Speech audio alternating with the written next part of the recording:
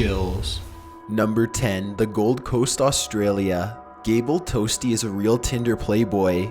He has bragged on message boards about using the Tinder app to get over 100 girls in the past, and his plans of getting hundreds more in the future. Well, his online history shows that he is certainly self-absorbed and obsessed with women.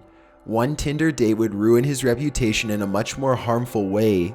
Warriana Wright was a 20-year-old woman from New Zealand who, like many others, found Gable's Tinder profile very attractive. She immediately swiped right and the two made plans to meet at a bar and rent a hotel room later. She was very impressed by the 30-year-old self-made carpet layer, who seemed to have a charming answer for every topic of conversation. She left with him within 2 minutes. They stopped at a store to pick up more alcohol and then went to the hotel. It was shaping up to be one of the best Tinder dates Gable had ever had until they had a drunken argument over something that seemed important at the time. The confrontation soon turned physical and a portion of it was even recorded.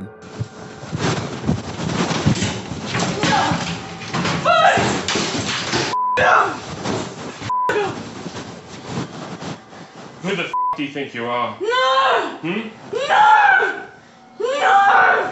No! You're trying to kill me, huh? No! Why'd you try to hit me with that? No! Huh? No! I would, but you've been a bad girl.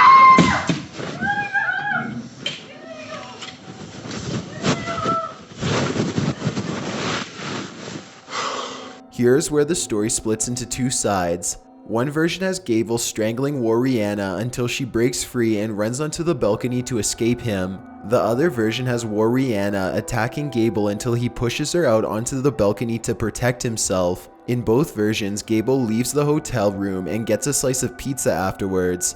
He then calls his dad to pick him up a while later. That very same night, Warriana somehow fell 14 floors to her death. How it happened is still uncertain.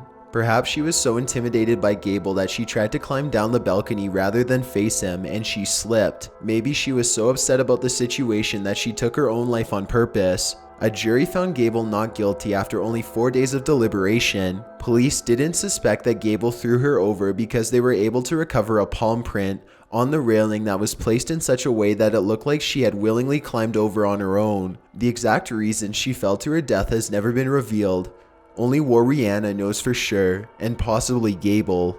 Number 9. Louisville, Kentucky. Alex Yancey Waters is swiping Tinder one night when he finds an interesting match. She is about his age, short with dark hair. She's willing to meet him and gives him an address. Alex wastes little time heading to her home. He knocks on the door and his date tells him it's unlocked. He opens the door and two large men shove him into the dark entrance from behind. They slam the door shut and lock it. One of them presses the cold barrel of a gun into the back of his head. They quickly rob him of his cash and decide to take things even further. The two men are much bigger than Alex and they viciously beat him for fun while the girl casually watches. They take turns punching him in the face. He bleeds on the floor wondering if he is gonna die. They keep going.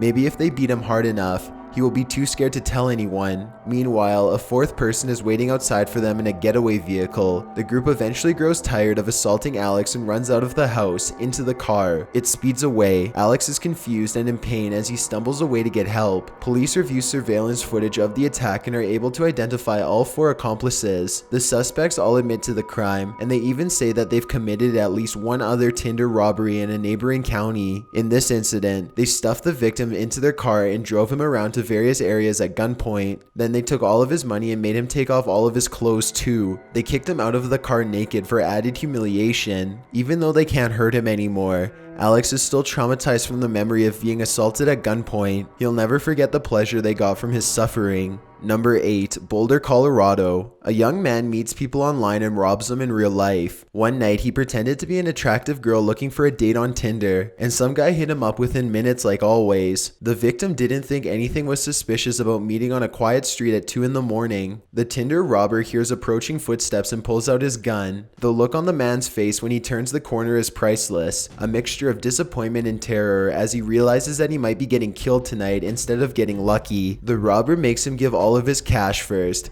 then demands his cell phone and his car keys next. He turns and leaves his victim stranded with no way to call the police or drive away. There's plenty of time to get away. The ski mask the robber is wearing means that there is no description to give. Being an online career criminal is not as difficult as most people think. The robber did something similar just the other day on Craigslist, where he pretended to be a woman who was looking to get high. Since marijuana is legal in Colorado, legally this was the same thing as asking someone to have a couple of drinks. The robber talked to his victim through email for days to calm his suspicions. When he finally got up the nerve to meet, all he saw was the robber's gun and the robber smiling at him through a ski mask. He took his weed and money and sent him running. Police have absolutely no leads as to who this person could be. All they know is that people are getting seduced and robbed at an alarming rate with no signs of slowing down. Who knows if the robber will one day become bold enough to use Tinder to try and do something worse than merely stealing. Number 7. Baton Rouge, Louisiana. When a young woman saw Jacob Hirschwitz, she liked what she was looking at. She thought the 23-year-old massage therapist was handsome, accomplished, and drove a nice car, so she invited him over to her place whenever he could find time to fool around. Jacob gladly agreed and visited her apartment the next chance he got.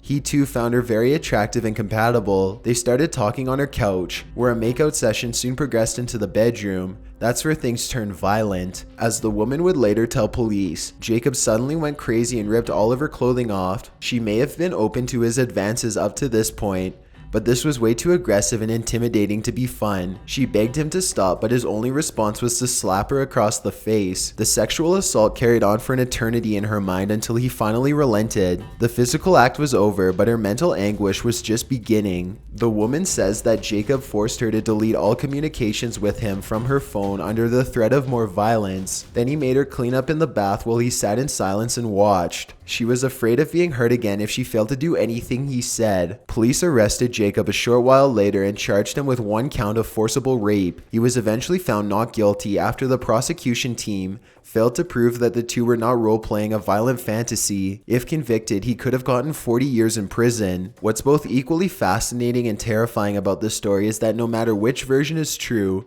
both scenarios are equally scary. If the woman was telling the truth, then what happened to her is horrible and beyond words. The emotional pain she must feel every day is unimaginable, and having her attacker get away with it somehow makes it even worse. However, if Jacob was telling the truth, then imagine getting almost 40 years for something you didn't do. Either way, this is one of the worst Tinder dates in memory. Number 6. Fresno, California. A young college student is busy swiping Tinder one night when he comes across a cute looking girl who is ready for some fun. The two chat for a while and find they have a lot in common with each other, such as the desire to hook up and see what happens. It's around 3 in the morning when the student heads off into the darkness to receive the fright of his life. He drives all the way across town and sees a girl standing on the same street they agreed on. He gets out of his car and sees during his approach that this is not the same girl who he had been talking with online after all. He starts to get nervous until she says that her friend, the one who he has been talking to, is waiting for him on the corner. He follows. There is indeed another girl standing on the corner, but as they draw near, he can tell that this is not the same girl either. It's an ambush. 2 men step out of the shadows and now he finds himself outnumbered 4-1. Even in the dim light, he can see the stubbly barrel of a black handgun. They look like they would kill him in an instant. He knows not to move as they strip him of his valuables. His cell phone and wallet are taken first, along with the $200 in it. Then they jack his shoes and speed off in his 2002 Nissan Altima. He has to walk over a mile barefoot in the middle of the night, praying that he doesn't get robbed or beaten by anyone else along the way. When he reports the robbery to the police, he is embarrassed and makes up a story about meeting a frat brother. They don't buy this story and press him into telling the truth about his Tinder date. Later, police pick up 2 homeless women and take them down to the station to be identified. As for the 2 men, they were never found. For all we know, they could still be out there luring college students using Tinder, and next time, they might not be so kind. Number 5. Lawrence, Kansas. Shane Stephen Allen had really outdone himself this time. The 30-year-old had somehow managed to contact a beautiful 20-year-old college student on Tinder and had gotten her to agree to go out with him. She was a sorority member at the University of Kansas. He was a psycho on the prowl. The Tinder date started very casually. Shane picked her up from her sorority house and took them back to his mobile trailer to talk with friends. She finished her schoolwork on his laptop while Shane and his buddies joked and laughed in the living room. They all smoked some marijuana together at one point, and Shane's friends eventually left the two of them alone. That's when Shane gave her a violent glare. He accused his date of flirting with one of the other friends right in front of him. She had no idea what he was talking about, but he was insistent that she was fully aware of what she was doing. To Shane, it was obvious that she was trying to make a fool out of him and badly hurt his feelings. This gave him permission to badly hurt her in return. Suddenly, Shane punched her in the face. Then again, she fell hard to the ground and bruised her face in her hands. She fell hard to the ground and buried her face into her hands. So Shane rammed his knuckles into her back and ribs. This wasn't getting rid of his rage fast enough, so he switched to kicking her instead. He kicked her and kicked her until he started to feel a little better. As his anger subsided, he realized he had created quite a predicament for himself. He knew that he would get caught if he let her go out looking this way, and would also get caught if he killed her too. He couldn't take any unnecessary chances. He told her that she wasn't allowed to leave his sight until the swelling in her face had gone down. That way, no one would be able to prove that he'd hurt her. She begged throughout the night to be let go, but he was having none of it. He took her to McDonald's after a sleepless night so that she could get some breakfast. Then, unable to resist his urges, he choked her until she passed out and drove back to the trailer. She must have looked like a tired girlfriend to anyone who happened to look into the vehicle and see her slumped over figure. Shane knew that his family and friends would report her as missing if much more time passed. He would have to solve that. He beat and strangled her until she agreed to contact everyone she knew on Facebook and let them know that she was okay. She told them that she was fine and that she would be returning in a couple of days. Shane just couldn't let the swelling go down for a single day without punching her. Her kidnapping lengthened considerably after each beating. Meanwhile, he was suffering from a psychotic breakdown from the stress of potentially getting caught. At one point, he put a knife to his throat and threatened to kill himself while only a few feet away from her. When he didn't kill himself, he pointed the knife at her instead. It was as if he was blaming her for this whole situation. His behavior was so erratic and confusing that she suspected he was high on methamphetamine. He had admitted to using the substance before. Finally, after 6 straight days of nothing but beatings and fear, Shane stuffed the poor college girl into his car and drove her back to her sorority house. Her friends took one look at her smashed up face and drove her straight to the hospital, where they found more bruises on her neck, chest, back, and legs. She had been assaulted so badly that blood vessels in her eyes had burst open. Despite these injuries, a judge decided to give Shane Steve Allen absolutely no jail time. He was given 2 years of probation instead, with a penalty of 27 months in prison should he violate it. His victim, meanwhile, says that she has to struggle to get out of bed every morning. I also desperately want to get my life back, the young girl says. The Tinder experience has left her scared and hollow inside. Number 4, Sydney, Australia. While on a business trip, a 28-year-old woman from New Zealand decides to take a break from her work and opens Tinder for a quick look at the local men. She already made an agreement to meet one of them at a restaurant before she even knows it. The two share a meal together and establish an early bond. He seems completely normal, she thinks, fun even. He says that there is a nearby bar that she would like. A number of his friends are there right now. This is the perfect opportunity to make friends, she thinks, and agrees to go with him. She's having a lot of fun as the night wears on. They must be pouring the drinks extra stiff here though, because she is already getting the spins after drinking just a small amount of alcohol. The dizziness soon turns into a total disorientation as her senses become totally numb. She knows that she has been drugged, but yet she is far too gone to care much. She passes in and out of consciousness as strange men pass her around. They are sexually assaulting her without mercy. She is barely aware of being on a strange property that is neither the hotel room nor the bar. Hours pass, or maybe even days. She is constantly groped and penetrated against her will. Eventually, she manages to free herself and get to a hospital. No suspects have ever been identified for their role in the brutal gang raping. No one knows which Tinder profile is theirs, if it is still active, or if they have harmed any other innocent vacationing woman since. Judging from the victim's experience, however, this seems to be a well-orchestrated ring of rapists who have sadly done this many times before and have gotten quite good at concealing their tracks. Number 3, Yes Laugh Yes. This YouTube channel made a famous video called Kidnapping Girls from Tinder, Social Experimentation. Their first victim is Caitlin, a young girl who has been set up by her dad to show exactly how scary a Tinder date with someone you don't know can be. Yes Laugh Yes originally asks to meet his Tinder date at a restaurant, but then he makes up a story about his car breaking down and asks her to meet him in his car instead. He says that his car is down an empty alleyway. Caitlin eagerly agrees to meet him. What makes this especially creepy is that he is watching her across the street the entire time. As soon as Caitlin gets to the alley, Yes Laugh Yes pulls up and throws her in the car. He and his friends are all wearing scary black masks. Caitlin thinks she is going to die. They make her wait a long time before revealing that it's fake by having her talk to her father, who tells her that she needs to be more careful. The next victim is Lisa. The goal is to see if she can be convinced to get into a stranger's car. They make some small talk at a coffee shop and then Yes Laugh Yes invites her to go bowling. She offers to take her car, but he insists on driving. Suddenly, he lowers the tailgate and shoves her into the back of his pickup truck. Fortunately, her friend is waiting there to calm her down. Had this been a real kidnapper, it would have happened too quickly for her to react. The last victim is a male friend named Randall, who had been invited over to a stranger's house for a Tinder date. Yes Laugh Yes hides behind a door as a decoy named Priya greets him. Randall gives her a big hug and is immediately thrown to the ground by a group of masked men. He barely puts up a struggle and desperately calls for help, but no one is there to hear his confused screams. Eventually, his friend comes out and points out how his actions could have easily gotten him killed. Number 2, Patti Mayo. This YouTube video called Tinder Kidnapping Social Experiment shows how easy it is to die from using Tinder. Patti Mayo gets the idea after his friend says that her 18-year-old daughter is too young to be using the dating app without supervision. To prove his friend's point, Patti Mayo creates no less than 4 fake profiles in an attempt to bait the daughter.